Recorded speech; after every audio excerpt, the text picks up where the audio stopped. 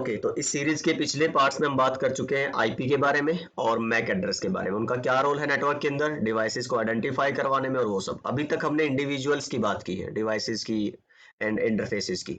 अभी बात करते हैं हम राउटिंग की। तो एक थोड़ा सा सिनेरियो क्लियर करते हैं उस पर जाने से पहले, कि मान लीजिए आपके पास क्या है, एक ये डिवाइस हुआ, ठीक है। अब इस डिवाइस को एक यूनिक आइडेंटिफिकेशन मिली होगी, वो क्या होगा, मैक एड्रेस। तो इस डिवाइस का मैक एड्रेस मैंने मान लिया 0A, ठीक है। अब एक और डिवाइस है आपके पास, उसकी भी एक यूनिक आइडेंटिफिकेशन होगी, उसकी मैंने मान ली 0B, और ये क्या मान रहा हूं मैं, उसका मैक एड्रेस। ऐसे ही आपके पास बहुत सारे डिवाइसेस हो सकते हैं। अब इन डिवाइसेस को आपको अगर एक सिंगल नेटवर्क पे लाना है, और आपको पता है नेटवर्क बनाने की जरूरत क्यों पड़ती है, आपको रिसोर्सेज शेयर करवाने हैं, आपको फाइल्स शेयर करवानी है, आपको हार्डवेयर शेयर करवाना। मान लो आपकी कंपनी में एक ही प्रिंटर है और 10 लोग यूज करने वाले हैं, प्रिंट आउट्स निकालने हैं, तो 10 प्रिंटर ना लाके एक एक के साथ लगा के, सॉरी, 10 प्रिंटर खरीद के इसके साथ एक लगाओ, इसके साथ एक लगाओ, तो that's not a good use of resources. हम क्या करते हैं, एक सिंगल नेटवर्क पे उनको ले आते हैं। तो हम एक नेटवर्क डिवाइस यूज करते हैं जिसको हम क्या बोलते हैं, स्विच। पहले हब भी यूज करते थे, अभी भी कर सकते हैं, पर एक बेटर चॉइस क्या है, स्विच। वो सीसीएनए वाली जो सारी वीडियोस है, आई होप वो प्लेलिस्ट आपने देखी होगी, अदरवाइज जरूर देखिएगा। तो आइडिया क्या है, स्विच के पहले इंटरफेस पे मैंने एक डिवाइस जोड़ा, दूसरे पे दूसरा, तीसरा और फोर्थ। अब यहां से क्या हो गया, ये सारे जो मेरे डिवाइसेस है ना, they are in the same network, ये मेरे एक ही नेटवर्क का पार्ट बन गए। अब चलिए, अब जब ये एक नेटवर्क में है, तो उसका मतलब यहाँ पे कुछ एक ऐसा एड्रेस भी होना चाहिए, एड्रेसिंग स्कीम, जिसके थ्रू ये उस नेटवर्क का पार्ट हो पाए। कंसेप्चुअली तो मैंने बोल दिया, प्रैक्टिकली क्या होगा, तो एक तो एड्रेस जिसमें आपको चाहिए होता है वो है मैक एड्रेस। डिवाइसेस को नेटवर्क पे लाने के लिए मैक एड्रेस तो उनके साथ आता ही है, आपको कुछ करने की जरूरत नहीं है। डिवाइस खरीदोगे, उनके पर्टिकुलर इंटरफेसिस पे आपको मैक एड्रेस मिलेंगे, पर एक सेकंड एड्रेस चाहिए है जो उन पे आपको डालना पड़ता है खुद से, उसको लॉजिकल एड्रेस बोलते हैं इसी वजह से, वो होता है आईपी एड्रेस। तो आईपी एड्रेस की डिटेल में यहाँ नहीं बता रहा, ये मान के चल रहा हूँ कि आपने आईपी वगैरह पढ़ ली होंगी उधर से, तो यहाँ पे मैं जो बाकी बुनियादी बातें वो आपको बताने वाला हूँ। इसको आपने आईपी दे दी 10.2, 10.3 एंड 10.4, और ये प्राइवेट आईपीज हैं। अच्छा, अब जब इसको, इस डिवाइस को किसी दूसरे डिवाइस से कम्युनिकेशन करना होगा, मान लो ये आपने इसके साथ ना एक प्रिंटर ही लगा रखा है और आपको प्रिंटर से प्रिंट आउट देने हैं, तो हर किसी यूजर को ये प्रिंटर शेयर करना है, ठीक। तो इसको नेटवर्क प्रिंटर बोलते हैं एक तरह से। तो अगर उनको शेयर करना है तो प्रिंटर को भी एक आईपी मिली होगी, मान लो 10.5 आईपी है, तो पहले स्विच के पास जाएगी रिक्वेस्ट और फिर आपके प्रिंटर के पास जाएगी। चलो, ये तो होता है एक लोकल एरिया नेटवर्क, छोटा सा नेटवर्क है। यहाँ पे आपको देखो सिर्फ स्विच है, कुछ डिवाइसेज है और एक सिंगल छोटा सा नेटवर्क है जो स्विच की हेल्प से आपने क्रिएट कर दिया है। और ये आप अपने आप से भी कर सकते हो, छोटा सा नेटवर्क डिजाइन है ये, ठीक है। मार्केट में बहुत सस्ते सस्ते सिंपल से स्विच आते हैं, कोई हाई फंक्शनैलिटी मैनेजेबल L3 और वो सब कुछ नहीं है। आपको छोटा सा कोई भी डी लिंक, आपका टीपी लिंक के 4 पोर्ट, 12 पोर्ट, 8 पोर्ट कैसे स्विच आएंगे, और आपको जितनी भी रिक्वायरमेंट होगी आप अपने हिसाब से घर पे भी प्रैक्टिस कर सकते हो नेटवर्किंग की छोटी सी। थोड़ा सा इन्वेस्टमेंट आपको करना है, और कुछ दोस्त अगर है नए नए सीखना चाहते हैं और एक प्रैक्टिकल आपको चाहिए, लगता है कि यार हाँ अभी ये पैकेट ट्रेस और ये सब नहीं खुद से करके देखना है, तो थोड़ा सा इन्वेस्टमेंट करके आप एक अर्ली जो होता है क्यूरियोसिटी, उसको आप भी सेटिस्फाई कर सकते हैं फिलहाल के लिए। चलो, ये तो हो गया इस तरह का, पर ये कोई प्रैक्टिकल सिनेरियो हमारे पास बड़े बड़े नेटवर्क्स के लिए नहीं है। वहां पे क्या होता है, बहुत सारे इस तरह के छोटे छोटे नेटवर्क बने मिलेंगे, मल्टीपल बिल्डिंग्स हैं आपके, बहुत सारे फ्लोर्स हैं, हर एक फ्लोर पे ऐसे स्विचेस लगे रहते हैं, और एक से ज्यादा भी लगे रहते हैं, क्योंकि हो सकता है कि वहां पे ना बहुत सारे तरह के यूजर्स हैं, बहुत सारे तरह के डिवाइसेस हैं, वहां पे फोन भी लगाने हैं, वहां पे कैमरास भी लगाने हैं आपको, वहां पे आपको प्रिंटर्स भी हैं, आपके सर्वर्स भी हैं, और एक्स वाई जेड बहुत तरह की ट्रैफिक होती है बड़े बड़े नेटवर्क में।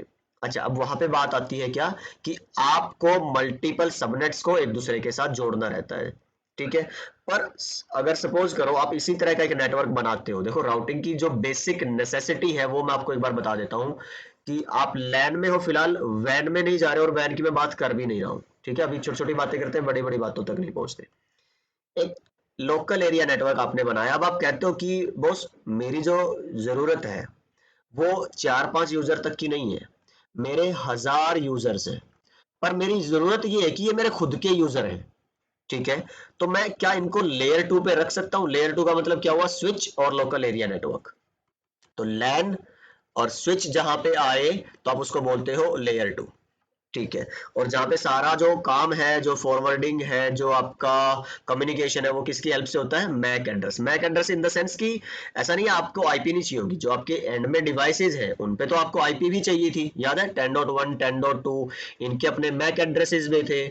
पर ये जो काम अभी एक दूसरे के साथ कम्युनिकेशन का है, ये डायरेक्ट नहीं कर रहे ना, इनको कम्युनिकेट करवा कौन रहा है? आपका जो सेंटर में डिवाइस रखा है, और वो डिवाइस कौन सा है हमारे पास? स्विच। अब स्विच के बारे में ये बात है कि वो आईपी अवेयर नहीं है, वो आईपी पे काम नहीं करता है, उसको अगर यहाँ से यहाँ डेटा भेजना है तो उसका मैक एड्रेस यूज करता है। तो हम इसको अभी डिटेल में नहीं जा रहा हूँ, बट बेसिकली एक आइडिया दे रहा हूँ आपको कि स्विच किस पे काम करता है? मैक एड्रेस पे। वो आप यहाँ से भेजेंगे जब भी कोई रिक्वेस्ट, तो वो कहाँ भेजनी है आपको? 10.4 पे आप लिखते हैं पिंग 10.0.0.4। अच्छा, अब जब आपने ये पैकेट बनाया, ओएसआई मॉडल जरूर पढ़ लीजिएगा, इसके लिए लिंक मैं डाल दूंगा, और नहीं तो सीसीएनए 200-301 की पूरी प्लेलिस्ट उसके अंदर ये पड़ा हुआ है। ठीक है, तो ओएसआई मॉडल के अकॉर्डिंग आपको आईपी भी चाहिए, मैक भी चाहिए इसको एक्सेस करने के लिए। Okay, no problem. जब आप ये पैकेट बना रहे हैं आप, उसके अंदर आईपी सोर्स का कौन सा होगा? ये वाला। डेस्टिनेशन का आईपी कौन सा होगा? ये वाला। और इसको कैसे पता चला मेरे डेस्टिनेशन आईपी क्या है? क्योंकि आपने खुद इसकी सीएमडी में जाके पिंग लिखा है और 10.4 लिखा है, तो सोर्स ये खुद पहचान लेगा कि मेरे इंटरफेस पे आईपी क्या है? 10.1, और डेस्टिनेशन आपने दे दी। अच्छा, तो पैकेट तो पूरा हो गया आपके पास। तो अगर ये पैकेट आप इस तरह से बनाते हैं, तो पैकेट के अंदर डेस्टिनेशन आईपी भी आपने डाल दी, सोर्स आईपी आपने डाल दी। ठीक है, अब बात किसकी आएगी? फ्रेम की। जब ये लेयर 3 से लेयर 2 पे जाएगा, डेटा लिंक लेयर पे, तो वहां पे क्या बनता है? फ्रेम आपका। तो फ्रेम के अंदर क्या चाहिए होता है? MAC address, source and destination. Source का तो इसको पता है, इसके डिवाइस को मिला ही हुआ है, तो वो इसने 0 है। अब डेस्टिनेशन का मैक एड्रेस का क्या आपको नहीं पता? तो उस केस में क्या आता है आपका यहाँ पे कि आप क्या कोई प्रोसेस यूज करो कि आपको डेस्टिनेशन का पता चले। ठीक है, तो ये क्वेश्चन मार्क है, क्योंकि आपको ये पता करना है। इसके लिए हम अगली वीडियो जो बात करेंगे, आई थिंक वो आर्प के ऊपर रहने वाली है, कि आपका एक प्रोसेस चलता है, एक प्रोटोकॉल चलती है यहाँ पे, जब भी किसी डिवाइस को डेस्टिनेशन मैक एड्रेस का नहीं पता, तो वो उसको जानना चाहता है, उसको उसका पता करना जरूरी क्यों है? अच्छा, अब आप पूछोगे कि ये जरूरी क्यों है? क्योंकि आपको जो एक्चुअल डेटा भेजना है, जो रिक्वेस्ट भेजनी है, वो तो लिंक से भेजोगे, फिजिकल है लिंक तो, और पैकेट आपका बन गया, लिंक से भेजना है, लेकिन बीच में कौन है? आपकी डेटा लिंक लेयर, और उसको पूरा करने के लिए फ्रेम क्या चाहिए होते हैं? मैक एड्रेस, सोर्स का भी और डेस्टिनेशन का भी। अब डेस्टिनेशन का मैक एड्रेस आपके पास है नहीं, जब डेस्टिनेशन का मैक आपके पास नहीं है, तो आप लिंक पे अपनी रिक्वेस्ट नहीं भेज सकते बॉस। ये बहुत जरूरी है समझना हमारे लिए। तो अगली वीडियो में बात करेंगे डिटेल में कि जब भी आपके पास डेस्टिनेशन का मैक एड्रेस नहीं होगा, आप क्या यूज करेंगे? आर्प। ठीक है, ओके। तो अगर आप देखेंगे कि ये लेयर 2 जो नेटवर्क है, किसके बेस पे काम कर रहा था? मैक एड्रेस के बेस पे। ठीक है, तो आपने यहाँ से स्विच के पास रिक्वेस्ट भेजी, स्विच चेक करेगा कि क्या मेरे पास इसका जो मैक एड्रेस था वो है या नहीं है, और अगर मिल जाता है तो अच्छी बात है, नहीं तो फिर क्या करता है? सारे के सारे डिवाइसेस को पूछेगा कि भाई जो डेस्टिनेशन आईपी है 10.4, उसका मैक एड्रेस क्या है? इससे ही पूछ रहा है क्या आप 10.4 है? ये कहेगा नहीं मैं तो नहीं हूँ। इससे ही पूछेगा क्या आप 10.4 है? ये कहेगा नहीं मैं तो नहीं हूँ। ये है तो ये बोलेगा कि हाँ ये मेरा मैक एड्रेस है। इस तरह से स्विच काम करता है। तो ब्रॉडकास्टिंग हुई, फ्लडिंग हुई बहुत सारी, और ये ब्रॉडकास्टिंग ऐसे ही नहीं होती, आपकी जो एक्चुअल ट्रैफिक जा सकती थी इस लिंक से, जो आप एक्चुअल कम्युनिकेशन करा सकते थे, उसी को वेस्ट करके आप क्या भेज रहे हो? अपने ब्रॉडकास्ट के मैसेज भेज रहे हो, फ्लडिंग के मैसेज भेज रहे हो। स्विच के केस में ब्रॉडकास्टिंग को फ्लडिंग बोलते हैं। अच्छा, अब ये अननेसेसरी है, ये अपने को नहीं चाहिए। तो आप क्या करते हैं प्रैक्टिकल नेटवर्क सिनेरियोज में ना, इस तरह के डिजाइन यूज करते हैं कि भाई आप 500 लोग जो है इधर यूजर कनेक्ट कर दो अपने, और 500 यूजर आप इधर कनेक्ट कर दो, तो ये एक स्विच यूज हुआ, और एक ये स्विच यूज हुआ आपका दूसरा स्विच। अब आप बोलोगे कि यार 500 डिवाइस में कैसे लगाऊं एक स्विच के साथ, उस पर तो इतने पोर्ट ही नहीं होते। तो हम क्या करते हैं, उनके आगे और स्विच लगा लेते हैं, इसके आगे एक और स्विच लगाया 48 पोर्ट 24 पोर्ट, इसके आगे भी लगाया, इसके आगे भी लगाया, तो बहुत सारे स्विचेज होते हैं, तो उसका मसला नहीं है, आपको पोर्ट्स मिल जाते हैं। ठीक है। अच्छा, अब फायदा क्या हुआ इससे मेरा, कि जो 500 लोग थे, यूजर थे, मैंने इसमें जोड़ दिए, और 500 यूजर थे मैंने इसमें जोड़ दिए। अब आप कहोगे कि आपको तो रिक्वायरमेंट ये थी कि तो सेम नेटवर्क में रहने चाहिए, पर ये तो दोनों अलग अलग हो गए, क्योंकि सेम में रखूंगा और इनको मिला दूंगा तब तो वही सेम ब्रॉडकास्टिंग होगी। अलग अलग में रख रहा हूं तब अच्छी बात है, पर अब इनको कैसे जोड़ूं? फिर मैं वहां पे एक आता है डिवाइस जिसको बोलते हैं राउटर। तो इधर वाली साइड आपने एक नेटवर्क रखा था 10.0 का, इधर वाली साइड आपने एक नेटवर्क रखा था 20.0 का, इस पे 10.1, 10.2, 10.3 आईपी थी, इस पे 20.1, 20.2, 20.3, ये पीसीज है यहाँ पे, सोच के चलना। ठीक है, अब आपको 10 और 20 के नेटवर्क में कम्युनिकेशन करवाना है तो आप क्या लगाते हैं, एक राउटर लगाते हैं।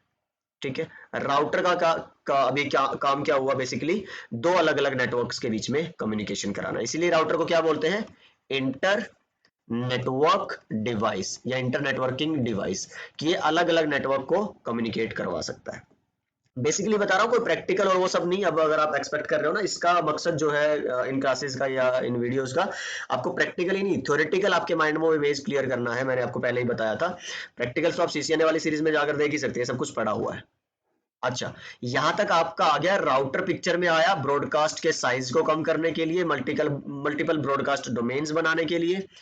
और अब बात आती है कि अभी तक क्या राउटिंग है कहीं पे, यहाँ पे जब भी हम बात कर रहे हैं राउटिंग का यूज कर रहे हैं, नहीं। इसमें मान लो आपने 10.10 आईपी यूज कर दिया, इधर 20.20 आईपी यूज कर दिया, इसमें ये गेटवे डाल दो 10.10, इसमें भी गेटवे डाल दो 10.10, इसमें 20.20 गेटवे डाल दो, और ये कम्युनिकेशन करने लगेंगे। अब इससे आप अगर इसको कम्युनिकेट करवाओगे इस पीसी को, तो वो राउटर के थ्रू आपका कम्युनिकेट होगा। कैसे, पैकेट राउटर के पास गया, राउटर चेक करेगा डेस्टिनेशन क्या है, क्योंकि राउटर किस पे काम करता है, L3 का डिवाइस है, वो आईपी के ऊपर काम करता है, यानी कि पैकेट्स के ऊपर। और कोई भी डिवाइस जो फॉरवर्डिंग कर रहा होगा, चाहे वो स्विच हो मैक के बेस पे करे, चाहे राउटर हो चाहे आईपी के बेस पे करे, वो हमेशा डेस्टिनेशन को देख के फॉरवर्डिंग करते हैं कि कहाँ जाना है, मेरे को उसका रूट पता है तो अच्छी बात है। राउटर देखेगा ये मेरा किस इंटरफेस पे जुड़ा था, मान लो फास्ट इथरनेट 0x0 पे, और ये फास्ट इथरनेट 0x1 पे। 20 का नेटवर्क मेरे एफ ए 0x1 से जुड़ा है, तो मैं इस पैकेट को जो यहां से आया था इधर फॉरवर्ड करवा सकता हूँ। तो इसको भी बताऊंगा अगली कुछ एक आधी वीडियो में, कि जब ये राउटर इसको रिसीव करता है तो फॉरवर्ड करने से पहले क्या क्या चीजें चेक करता है। ऐसा नहीं कि आएगा और डायरेक्टली डेस्टिनेशन को चेक करने लगेगा, नहीं, बहुत सारी बारीकियां होती है अंदर। तो अगली एक आधी वीडियो में बताऊंगा आपको जरूर, बिल्कुल अच्छे से। ठीक है, ये बेसिकली काम होता है जो राउटर कर रहा है। और अभी ये जो राउटिंग पैकेट्स को रूट सॉरी राउटर जो पैकेट्स को रूट करवा रहा है without the help of any external routing, अभी आपने एज सच कोई राउटिंग इस पे स्टैटिक या डायनामिक या प्रोटोकॉल कॉन्फ़िगर नहीं करवाई है। अभी ये राउटर का डिफॉल्ट बिहेवियर चल रहा है कि इसके साथ जितने भी डायरेक्टली कनेक्टेड रूट्स होंगे उनके बीच में कम्युनिकेशन कराने के लिए इसको कोई राउटिंग वगैरह की जरूरत नहीं है। बहुत सारे लोग कंफ्यूज होते हैं जब उनसे पूछते हैं व्हाट इज राउटिंग, तो इस केस में राउटर जो है राउटिंग करवा रहा था कि नहीं करवा रहा था, अब आपको क्या लगता है? तो राउटर फॉरवर्डिंग करवा रहा था। अभी देखो फर्क समझना है आपको, राउटिंग नहीं करी है आपने कोई स्टैटिक डायनामिक वगैरह, पर राउटर अभी करवा क्या रहा है, फॉरवर्डिंग करवा रहा है। वो डिफॉल्ट उसके पास कुछ पाथ पड़े थे, और उन्हीं के बेसिस पे उसने देखा कहां से आया है, किस इंटरफेस से, 0x0 से, जाना कहां था 0x1 पे, उसने भेज दिया। ठीक, वो फॉरवर्डिंग, और उससे आर्किटेक्चर्स कितने तरह की फॉरवर्डिंग होती है वो भी अगली कुछ वीडियोस में डिस्कस करेंगे। फिलहाल जान लेते हैं राउटिंग पिक्चर में कब आती है। ठीक है, मान लीजिए ये एक राउटर 1 है आपके पास, और एक ये राउटर 2 है। समझ गए होंगे आप कि मैंने यहाँ पे एक और राउटर क्यों लगाया। तो जब भी आप एक राउटर से दूसरे राउटर पे जाते हैं या जाना चाहते हैं या जाने की जरूरत पड़ती है, तब आती है राउटिंग पिक्चर में। सेम चीज मान के चलिए, यहाँ पे भी एक सबनेट था, यहाँ पे भी एक सबनेट था, कुछ यूजर यहाँ है, कुछ यूजर यहाँ है। एक और चीज आप इधर भी मान लीजिए, सेम सेम सबनेट, कुछ यूजर यहाँ है, कुछ यूजर आपके यहाँ है। ठीक है, तो अब यहां से मान लो ये कौन सा था आपका 10.0 का नेटवर्क था, 20 का था, 30 का है, 40 का है। ठीक है, इस पे आपने यहाँ पे आईपी दे दी 10.1, इस पे दे दी 20.1, इस पे आपने आईपी दी 30.1, और इस पे आपने आईपी दी 40.1। ठीक है, अब ये जो 10.5 था जिसका गेटवे 10.1 है, ये 20.5 था जिसका गेटवे 20.1 है, 30.5 गेटवे 30.1 एंड 40.5 गेटवे 40.1। अब अगर 10.5 को पिंग करना है 30.5 से या 40.5 से, तब आएगी राउटिंग पिक्चर में। क्यों? क्योंकि जब आप इधर रिक्वेस्ट भेजेंगे, सोर्स आईपी कौन होगा, ये, डेस्टिनेशन आईपी कौन होगा, ये। अब राउटर चेक करेगा मेरे पास किसी 30.0 की इंफॉर्मेशन है मेरे टेबल में, ये कहेगा इंटरफेस 0x0 पे नहीं है, इंटरफेस 0x1 पे नहीं है, आपके गिग 0x0 पे नहीं है, तो ये राउटर इस पैकेट को ड्रॉप कर देगा। तब आपको इस पे क्या करनी पड़ेगी, कॉन्फ़िगर राउटिंग। ठीक है। तो अब राउटिंग भी दो तीन तरह की होती है, स्टैटिक राउटिंग होती है आपकी, डिफॉल्ट राउटिंग होती है आपकी, डायनामिक राउटिंग होती है, वो बाद की बातें हैं। पर फिलहाल बेसिकली राउटिंग का मतलब होता क्या है, एक राउटर को किसी एक पर्टिकुलर रूट पे या डेस्टिनेशन पे जाने का रास्ता बताना ही क्या कहलाता है, राउटिंग। मान लो इधर एक राउटर जुड़ा है, राउटर 3, इधर एक सबनेट है 50 का। आपको अगर 50 के नेटवर्क तक जाना है तो आपको क्या यूज करना पड़ेगा, R3, और ये इंटरफेस यूज करना पड़ेगा मे बी जिसपे आईपी है 60.1। तो ये आपने बताया, ये राउटिंग है। पर 40.5 तक जाने के लिए, 40.0 के नेटवर्क तक जाने के लिए आपको राउटर 2 यूज करना पड़ेगा, मे बी ये 70.1 आईपी यूज करके आपको जाना पड़े। तो वो बताना भी राउटर 1 को क्या कहलाता है, राउटिंग। तो ये चीज समझने वाली बात है, when you are telling the router about the destination routes, that is routing. और ये खुद से भी आप बता सकते हो या फिर कोई प्रोटोकॉल चला दो, वो हेलो पैकेट्स भेज के डायनेमिकली नेबरशिप करके और आपस में एक दूसरे से खुद लर्न कर लेंगे सारे रूट्स, वो एक अलग बात है। But that is where routing comes into picture. अब इसके बाद मैं आपको बताऊंगा कि राउटिंग से पहले जब भी आप कोई पैकेट भेजते हो, अगर आपने सीसीएनए वगैरह किया हो और आपको याद होगा, पहला पैकेट हमेशा फेल होता है। तो अभी अगली वीडियो में हम बात करेंगे कि आर्प क्या होता है और कैसे काम करता है।